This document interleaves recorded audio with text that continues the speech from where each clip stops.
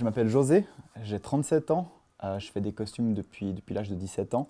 J'avais commencé à faire des costumes en faisant des jeux de rôle et puis des murder parties avec des amis. Et j'ai commencé le cosplay il y a seulement quelques années, j'ai commencé en 2009.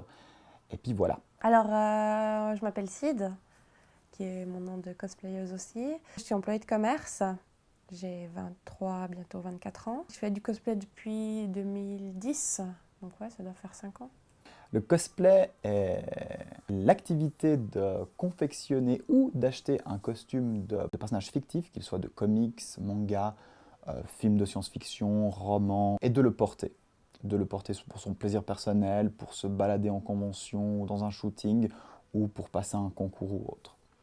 Cosplay, ça vient déjà du costume player. Même pas forcément faire le costume, juste l'acheter ou customiser des choses que tu as déjà. Juste incarner vraiment un personnage que tu as aimé, que tu as envie de faire et prendre du plaisir à ça. Pour moi, c'est juste ça. Pour en faire un de A à Z, ça dépend du costume. Par exemple, là, vu que je fais Rey de Star Wars, qui a pas beaucoup de matière et autres, en 3 jours, c'est fait. Mais si on prend un costume plus compliqué comme l'Agartha, là, ça va me prendre quand même, je pense, 2 à 3 mois.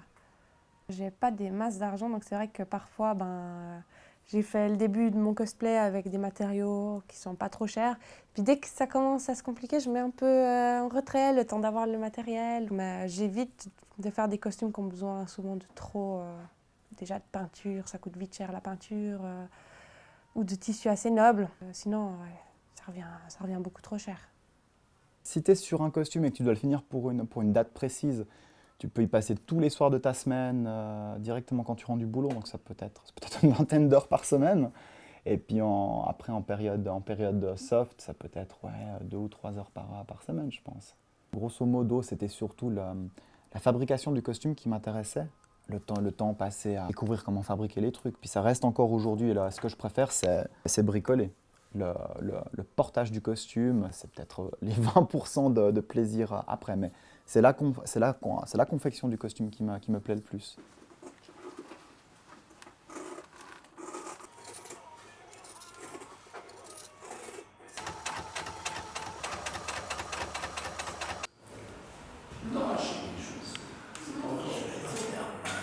Je vais juste sur le métier, je vais faire une photo un peu plus lourde. Ouais, ok.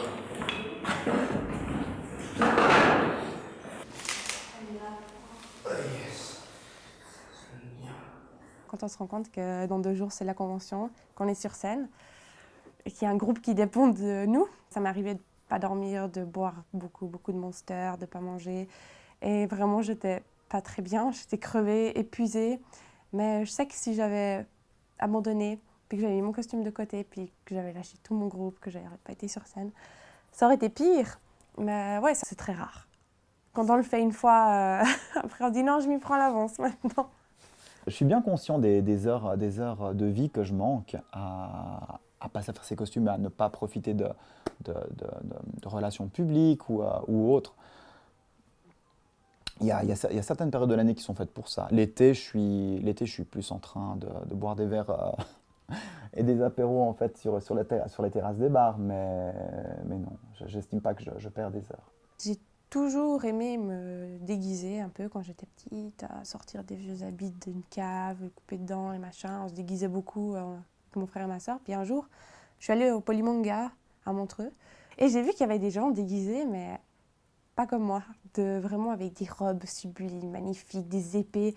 Et puis personne ne se moquait d'eux. Les gens les prenaient en photo et tout. Puis je me dis, ah, en fait, on a le droit de se déguiser.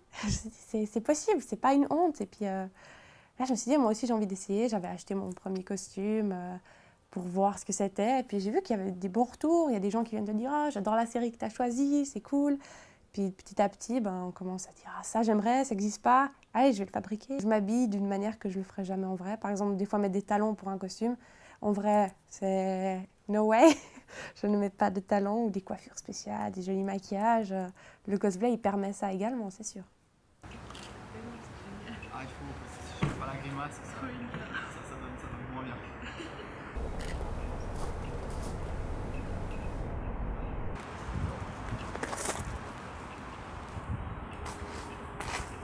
Ces 10 dernières années, j'ai vraiment l'impression qu'il y a eu un énorme boom où c'est devenu beaucoup plus grand public, ou en tout cas les images de personnages, héros, voire les hobbies étaient beaucoup plus connus du grand public et on savait exactement de quoi on parlait. Je pense qu'il y a encore 12 ou 15 ans en Suisse, le cosplay n'était pas connu du tout. Vu que nous interprétons autant au niveau caractère qu'au niveau costume des personnages de la pop culture, on est représentatif de leur image en fait. Donc on est assimilé automatiquement à eux. Moi, on m'associe des fois à ça. Quand j'arrive dans un nouveau travail, si je dis que je fais du cosplay, que j'aime les jeux vidéo et les mangas, on se dit « Ah, mais du coup, t'as pas de vie, le week-end, t'es chez toi derrière un ordinateur. » Puis en fait, non, il suffit juste de leur expliquer que non, pas du tout. Et moi, ça me fait rire. Parce que c'est vrai que je me considère comme une geek, j'adore voir les nouveaux films qui sortent, jouer aux jeux vidéo et autres, mais c'est des préjugés, quoi. Il y en a partout et on essaie juste de les casser en expliquant ce qu'est le cosplay. En Suisse, je trouve qu'on a beaucoup de chance comparé à d'autres pays parce que déjà on est un petit pays où il n'y a pas non plus des masses de cosplayers, donc on se connaît tous. On est tous des amis proches. S'il y a des nouveaux qui veulent entrer un peu, qui disent ouais, je veux faire du cosplay, je ne sais pas trop comment m'y prendre, on est tous là pour les accueillir. On a un forum sur Facebook pour s'entraider, se poser des questions. Il n'y a pas cette rivalité qu'on peut des fois voir en France par exemple. Là je trouve qu'on est vraiment une communauté soudée et, pour moi, c'est ma deuxième famille. J'ai jamais eu d'insultes, on m'a jamais insulté. Peut-être entendu des rires de temps en temps. Je suis pas très scénique, moi, sur scène. Hein. Je suis plutôt mal à l'aise quand je passe sur scène. Et puis, au niveau corporel, j'exprime pas beaucoup, pas autant que d'autres personnes, j'estime. Il aurait dû investir dans des coquilleries, pas dans des gobelins pour son armée. Chier. J'interprète pas incroyablement bien, donc j'ai peut-être entendu des fois des rires ou des mais jamais d'insultes directes. Peut-être parce que je suis un homme, peut-être parce que j'ai la voix grave et peut-être à cause de l'âge, et puis les gens n'osent pas simplement. J'en ai eu pas mal sur mon physique. C'était pas des grosses critiques qui m'ont fait pleurer ou autre, ou arrêter le cosplay. J'ai pas une poitrine exorbitante parce que j'ai des formes et certains de mes personnages sont plus maigres que d'autres. Des fois, que mon visage ne correspond pas au personnage, voilà, je m'en fous, j'aime le personnage et puis si t'es pas content, je peux rien faire pour toi. Donc ce genre de choses, mais des fois aussi des critiques constructives, par exemple, ah t'as fait comme ça ton épée, moi j'aurais plutôt utilisé cette matière, tu te dis ah je connais pas, c'est quoi, puis rien que pouvoir parler ça aide, donc il n'y a pas que des mauvaises critiques.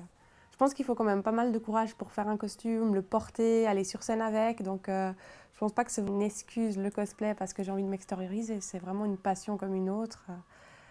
Et moi, je connais pas personnellement de cosplayers qui soient renfermés, qui se cachent dans leur coin, qu'on voit pas et qui se cachent derrière leur costume.